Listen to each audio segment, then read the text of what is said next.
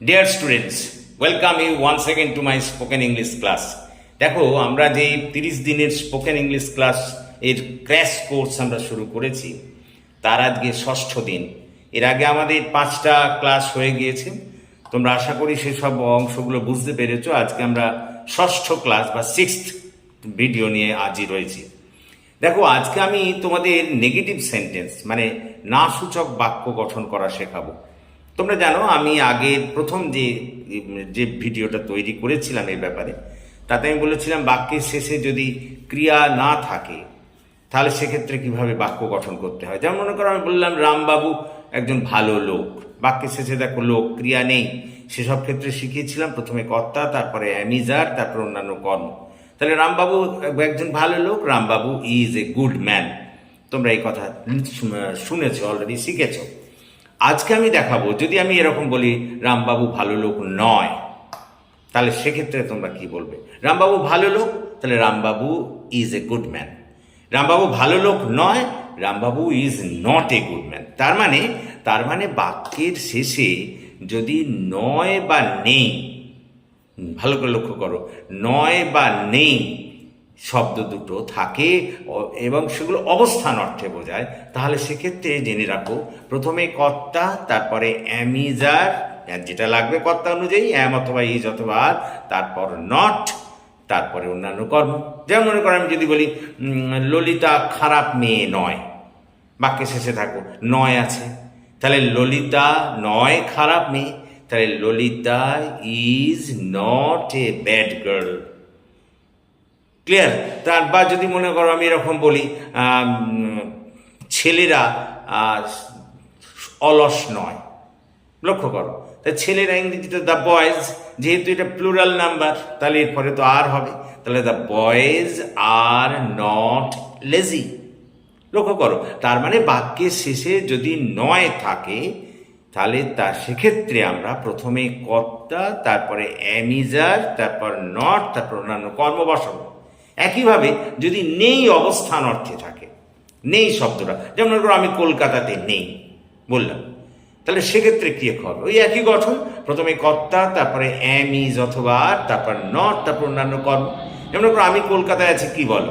I am in Kolkata. তোমরা শিখেছো আছি, আছো, আছে অবস্থান অর্থে থাকলে সেখানে প্রথমে কর্তা, তারপরে অ্যামিজার, তারপর অন্যান্য কর্ম বসায়।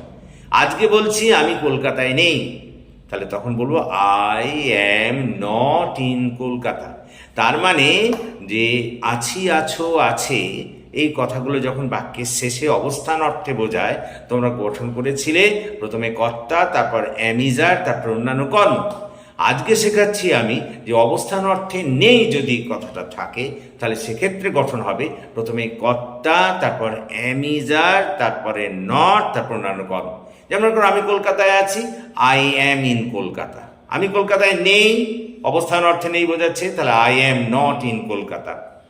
সে বাড়িতে আছে, হি ইজ অ্যাট হোম। সে বাড়িতে নেই, he is not at home. সে স্কুলে আছে, he is in the school. সে স্কুলে নেই, he is not in the school.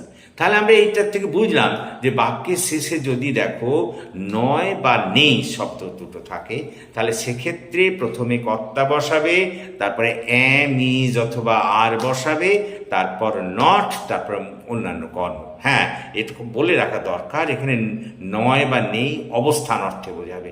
অবস্থান, আমি কলকাতাতে নেই মানে কলকাতায় অবস্থান করছি না। রাম ক্লাসে নেই মানে সে রাম ক্লাসে অবস্থান করছে না। তাহলে আমি আজকে শেখালাম যে বাংলা বাক্যের শেষে যদি দেখো নয় বা নেই কথাটা থাকে এবং অবস্থান অর্থে বোঝায়, তাহলে সেক্ষেত্রে গঠনের নিয়ম হলো প্রথমে কর্তা, তারপরে অ্যাম ইজ অথবা আর, তারপর নট, তারপর অন্যান্য কর্ম। এবার আমি এইটাই লিখিয়েছি এখানে, বাক্যের শেষে যদি নয় বা নেই শব্দটি অবস্থান অর্থে থাকে, সেক্ষেত্রে ইংরেজি বাক্য গঠন করতে গেলে প্রথমে কর্তা, তারপর অ্যাম ইজ অথবা আর, তারপর নট, তারপর অন্যান্য কর্ম বসাতে হবে। গঠন প্রথমে কর্তা, তারপরে অ্যাম ইজ অথবা আর, তারপর নট, তারপর অন্যান্য কর্ম। যেমন মনে করো আমি এখানে দিয়েছি রামবাবু ভালো লোক নয়, তাহলে দেখো রামবাবু নয় ভালো লোক, তাহলে Rambabu is not a good man হয়ে গেল। লক্ষ্য করো বা আমি আরেকটা দিয়েছি, আমি এখন কলকাতাতে নেই। কলকাতাতে নেই মানে কলকাতায় অবস্থান করছি না, তাহলে I am not in Kolkata. লক্ষ্য করো, হলো এটা। তারপরে এবার আমরা আসবো পরের আর একটা নিয়ম আজকে আমরা শিখবো, যে যদি দেখো বাংলা বাক্যের শেষে নেই কথাটা আছে কিন্তু অধিকার অর্থে, যেমন মনে করো আমার জামা নেই, দাও লক্ষ্য করো জামাটা অধিকার অর্থে, জামাটা আমার নেই, তোমার থাকতে পারে। তার বাড়ি নেই, তার কুকুর নেই, এগুলো অধিকার অর্থে নেই। এক্ষেত্রে কিন্তু প্রথমে কর্তা বসাবে, তারপর হ্যাভ অথবা হ্যাজ, তারপর নট, তারপর অন্যান্য কর্ম। যেমন মনে করো আমার একটা বাড়ি আছে, আই হ্যাভ এ হাউস। আমার একটা বাড়ি নেই, I have not a house. তার একটা কুকুর আছে, হি হ্যাজ এ ডগ। তার একটা কুকুর নেই, he has not a dog. তাদের একটা বাগান আছে, দে হ্যাভ এ গার্ডেন।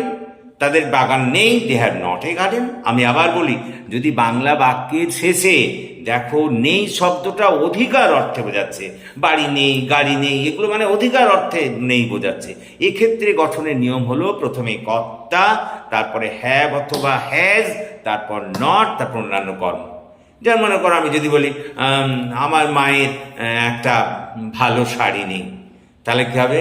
দেখো শাড়ি নেই মানে অধিকার অর্থে নেই, তাহলে my mother has not a good sari, কারণ মাদার থার্ড পারসন বলে ওই জন্য হ্যাজ হচ্ছে। আবার যদি বলি আমার একটা ভালো কলম নেই, তাহলে I have not a good pen. আমি তাহলে আজকে দুটো জিনিস শিখলাম। প্রথমে শিখলাম নয় বা নেই যদি অবস্থান অর্থে বোঝায়, অবস্থান অর্থে আমি কলকাতাতে নেই মানে কলকাতায় অবস্থান করছি না, সে বাড়িতে নেই মানে বাড়িতে অবস্থান করছে না, সেই সমস্ত ক্ষেত্রে প্রথমে কর্তা, তারপরে অ্যাম ইজ আর, তারপর নট, তারপর অন্যান্য কর্ম। তারপর দ্বিতীয়টা বললাম যে দেখো যদি বাক্যের শেষে নেই শব্দটা অধিকার অর্থে ব্যবহার করা হয়, তাহলে সেক্ষেত্রে ইংরেজি বাক্য গঠন করতে গেলে কর্তার পরে হ্যাভ অথবা হ্যাজ, তারপর নট, তারপর অন্যান্য কর্ম। গঠন কর্তা, হ্যাভ অথবা হ্যাজ, তারপর নট, তারপর অন্যান্য কর্ম। দেখো আমি দুটো এখানে করেছি, আমার একটি কলম নেই, I have not a pen. দেখো অধিকার অর্থে নেই বোঝাচ্ছে বলে এখানে I have not a pen লিখছো। আমার একটা কলম আছে, কি হবে? I have a pen. আমার একটা কলম নেই, I have not a pen. তারপরে দেখো আমি বলেছি যে তার একটি জামা নেই, তার একটা জামা আছে, তুমি কি বলো? He has a shirt. তার একটি জামা নেই, he has not a shirt. সোজা কথায় আজকে আমরা দুটো জিনিস শিখলাম, যে বাংলা বাক্যের শেষে যদি দেখো নয় বা নেই অবস্থান অর্থে বোঝায়, তাহলে সেক্ষেত্রে প্রথমে গঠন করতে গেলে প্রথমে কর্তা, তারপরে অ্যাম ইজ অথবা আর, তারপর নট, তারপর অন্যান্য কর্ম। তারপরে বললাম যে বাংলা বাক্যের শেষে যদি নেই কথাটা অধিকার অর্থে ব্যবহৃত হয়, তাহলে প্রথমে কর্তা, তারপরে হ্যাভ অথবা হ্যাজ, তারপর নট, তারপর অন্যান্য কর্ম। সুতরাং তোমরা আশা করি বুঝতে পেরেছ। So that's all for this day. এবং তোমাদের যদি ক্লাস ভালো লাগে তাহলে অবশ্যই তোমরা বন্ধুদের মধ্যে এটাকে শেয়ার করো এবং আমার এই চ্যানেলটিকে সাবস্ক্রাইব করো। So that's all, have a good day.